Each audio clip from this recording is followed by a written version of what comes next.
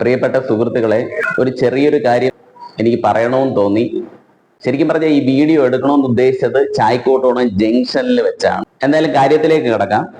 ഇന്ന് ചായ്ക്കോട്ടോണം ജംഗ്ഷനിൽ ഒരു സഹാക്കളുടെ ഒരു പ്രകടനം ഉണ്ടായിരുന്നു. ആ പ്രകടനത്തിൽ കുറച്ച് കാര്യങ്ങൾ സംസാരിച്ചു പോയി. ആ സംസാരിച്ച് പോയതിൽ എനിക്ക് കുറച്ച് കാര്യങ്ങൾ ഇഷ്ടപ്പെട്ടിട്ടില്ല. അത് തുറന്നു പറയണമെന്ന് വിചാരിച്ചു. തെറ്റാണെങ്കിൽ ക്ഷമിക്കണം.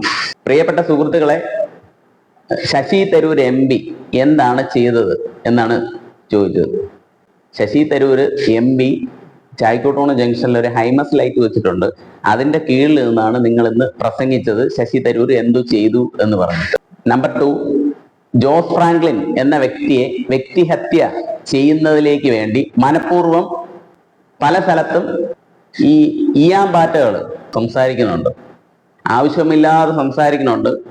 അത് വളരെ വലിയ ദോഷം ചെയ്യും. കാരണം 9.5 വർഷം നിങ്ങൾ ചെയ്ത വികസന പ്രവർത്തനങ്ങൾ മാത്രം സംസാരിച്ചു പോകുന്നതായിരിക്കും ഏറ്റവും നല്ലത്. വികസന പ്രവർത്തനം എന്ന് പറയുമ്പോൾ കെട്ടിടത്തിന്റെ കരം മുതൽ നികുതി വർദ്ധിപ്പിച്ചത് ഉൾപ്പെടെ നിങ്ങൾ സംസാരിച്ചു വേണം പോവാൻ. എന്തുകൊണ്ട് നിങ്ങൾ വർദ്ധിപ്പിച്ചു, എന്താണ് ഇതിലുള്ള കാര്യം, ഞങ്ങൾക്ക് ഇങ്ങനെയാണ് കക്കാനും മുക്കാനും നക്കാനും വേണ്ടിയിട്ടാണ് നമ്മൾ കിടക്കുന്നത് എന്നുള്ളത് വ്യക്തത വരുത്തി വോട്ട് ചോദിക്കണം. അല്ലാത്ത പക്ഷം നിങ്ങൾ അനാവശ്യമായിട്ട് മറ്റുള്ള രാഷ്ട്രീയ കക്ഷികളെ കുറിച്ച് മോശമായി, ആരെയും കുറിച്ച് മോശമായി സംസാരിക്കരുത്. കാരണം എന്ന് പറഞ്ഞാൽ നമ്മൾ വോട്ട് ചോദിക്കാൻ പോകുമ്പം ആ പ്രദേശത്തെ വികസന കാര്യങ്ങളെ കുറിച്ച് മാത്രം സംസാരിക്കുക. ഇനി അടുത്ത 5 കൊല്ലം നിങ്ങൾ എന്താണ് ചെയ്യാൻ ഉദ്ദേശിക്കുന്നത് അത് മാത്രം സംസാരിച്ച് മുന്നോട്ട് പോകുന്നതായിരിക്കും ഏറ്റവും ഉചിതം.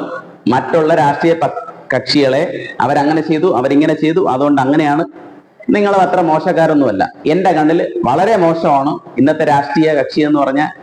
എല്ലാവരും കൂട്ടുകക്ഷി സമ്പ്രദായമാണ് പുലർത്തുന്നത്.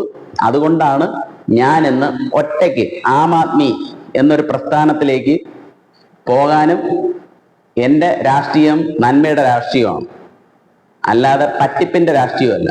അതുകൊണ്ട് മാത്രമാണ് ഞാൻ ആം ആദ്മിയിലേക്ക് പോയത് എന്ന് അറിയിച്ചുകൊണ്ട് നന്ദി, നമസ്കാരം.